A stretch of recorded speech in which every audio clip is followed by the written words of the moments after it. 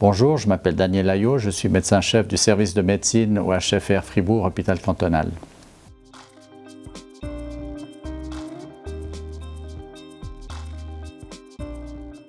Le changement climatique apporte quelques problèmes vu la vétusté de notre bâtiment. Nous ne bénéficions malheureusement pas de climatisation et il est clair que d'un point de vue environnemental, la climatisation n'est pas probablement ce qu'il y a de plus écologique, mais ça pose de sérieux problèmes en cas de canicule. Nous n'avons pas de système de refroidissement et pour les patients qui subissent des températures de l'ordre de 38 à 40 degrés lors de leur exposition en plein sud, ça devient très pénible. Et nous avons vécu quelques expériences assez sympathiques cet été. Certains patients ont réussi à sortir de leur chambre et à visiter les secrétariats des assistants et ont découvert que ces derniers avaient des petits ventilateurs et ils se les sont appropriés, je pense à juste titre. Nous n'avons pas réussi à distribuer des ventilateurs à tout le monde.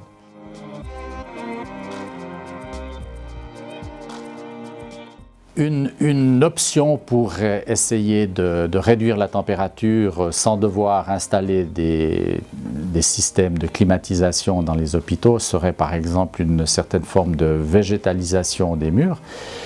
Mais pour des raisons d'hygiène bien évidentes, je pense que ceci induirait la prolifération de micro-organismes qui envahiraient les chambres et je crois que c'est une option qu'il faut abandonner.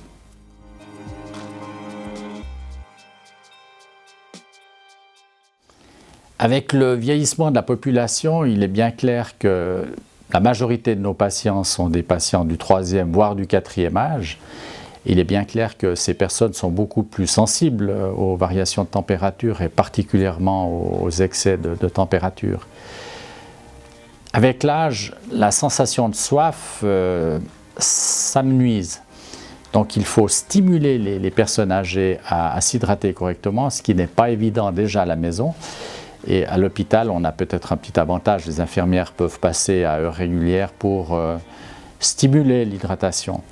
Il faudra aussi veiller à la prise de médicaments qui doivent être adaptés à ces conditions un peu extrêmes, qui deviennent quand même de plus en plus fréquentes.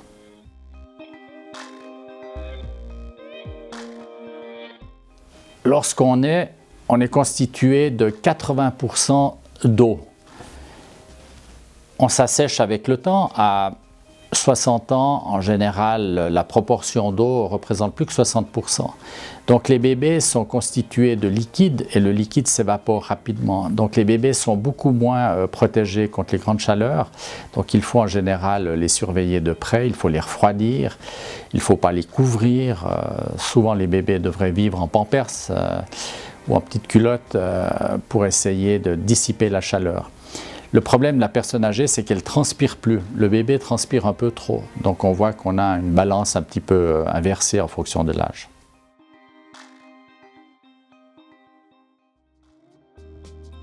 Le personnel soignant est un peu le parent pauvre de nos institutions. On a discuté du problème de la climatisation qui n'est pas très bien vu actuellement. La ventilation des locaux est quasiment impossible. On essaye d'équiper les locaux les plus sensibles avec des ventilateurs. Je crois que la plupart des collaborateurs arrivent avec des petits systèmes. D'ailleurs, vous en trouverez un sur mon bureau. J'ai un petit ventilateur très sympathique.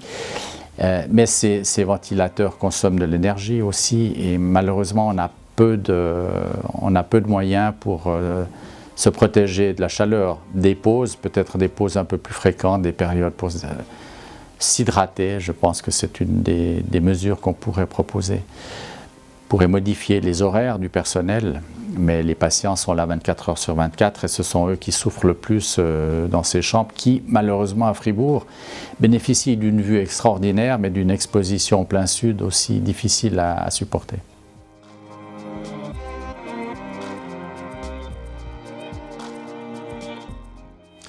On en parle beaucoup.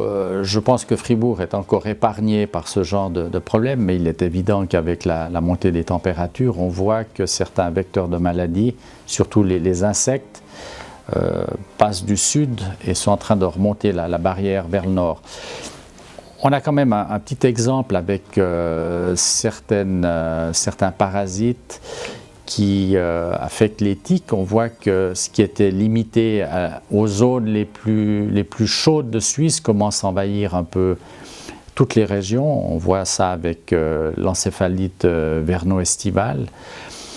En ce qui concerne le moustique tigre, je crois qu'il n'a pas encore atteint de manière endémique la Suisse. Quelques cas ont été décrits au Tessin. La fièvre du Nil a été décrite dans la partie sud de la France et de l'Italie. Nous ne sommes pas encore affectés, mais il est évident qu'avec la montée des températures, on va voir proliférer ce genre d'insectes. La malaria existait à l'époque au bord du lac des Quatre Cantons, elle a disparu, j'espère qu'elle va parvenir.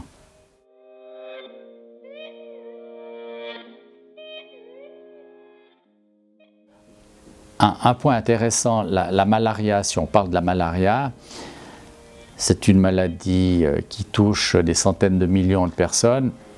La recherche patine un peu en ce qui concerne la malaria.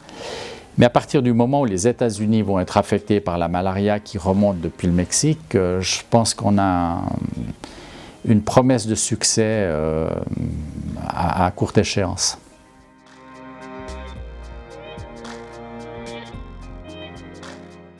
Je pense que le plan climat pour l'hôpital, c'est surtout une réflexion pour la construction du futur hôpital. Je ne vois pas vraiment d'option raisonnable actuellement. Les investissements dans un bâtiment qui va probablement devoir déménager dans les, on va dire, dans les 10 ans à venir, j'imagine mal qu'on puisse investir des sommes importantes. Ce sera surtout des ajustements temporels. Mais je pense qu'il faut équiper au mieux les chambres de patients pour que ces derniers puissent supporter les grandes chaleurs durant l'été. Nous n'y sommes pas encore. Pour le moment, c'est un petit peu le système D où les patients sont invités à demander à leur famille d'amener des ventilateurs. C'est un système qui est suboptimal.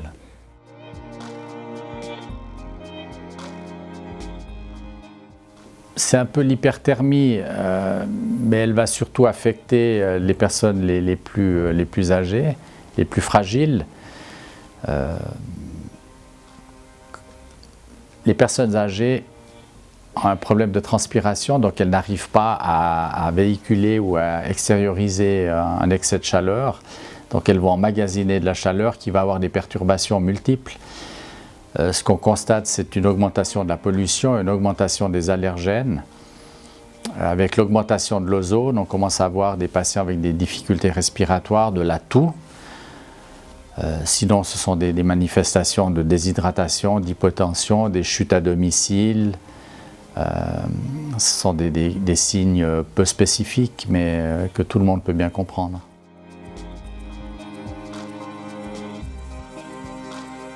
Un signe classique de déshydratation chez le patient, c'est le signe du pincement de la peau, où on va regarder le pli cutané.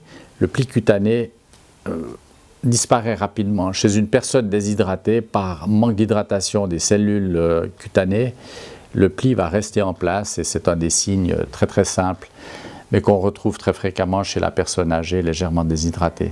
Beaucoup plus difficile à mettre en évidence chez un enfant.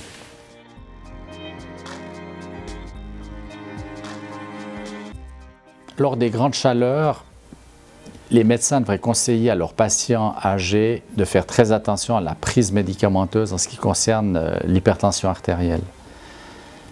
On se bat pour que le patient prenne régulièrement ses médicaments, mais en cas de déshydratation, c'est comme en cas de diarrhée, le patient doit faire attention parce que ces médicaments sont puissants et ces médicaments peuvent amener à une chute de pression.